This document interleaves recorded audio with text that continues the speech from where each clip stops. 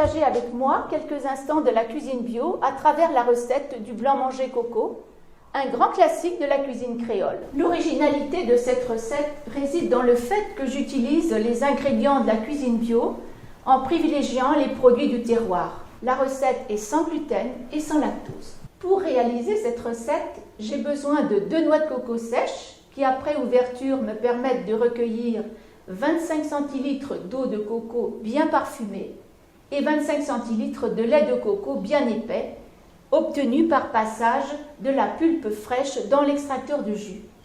Il me faudra également une cuillère à soupe de farine de manioc ou d'arrowroot pour apporter du moelleux, 2 cuillères à soupe de sucre blond de canne, une cuillère à soupe de zeste de citron râpé, vert de préférence pour le parfum, et 2 g d'agar-agar.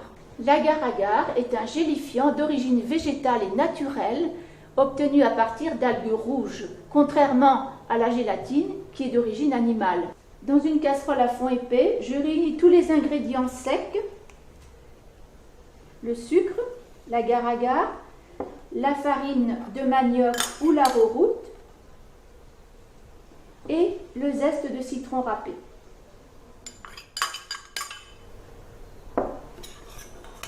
Je délaie avec le lait de coco et j'évite de faire des grumeaux.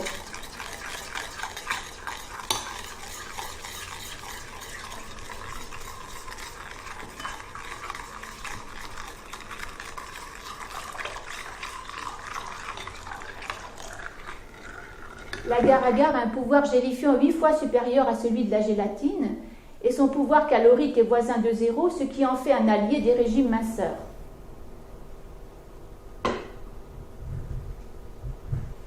Je porte ce mélange à ébullition et je vais essayer de maintenir l'ébullition pendant 1 minute pour que le pouvoir gélifiant de l'agar-agar se développe.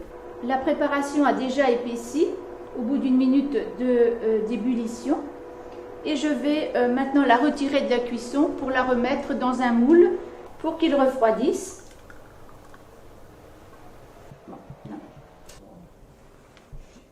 La préparation est prête. Je la laisse sur ma table pour la laisser refroidir quelques minutes avant de la déposer au réfrigérateur pour quelques heures afin que l'agar-agar puisse prendre en gelée. Après quelques heures de réfrigération, le blanc manger est bien pris en gelée. On peut même le démouler. Un nuage de cannelle, un peu de noix de coco râpée pour le présenter.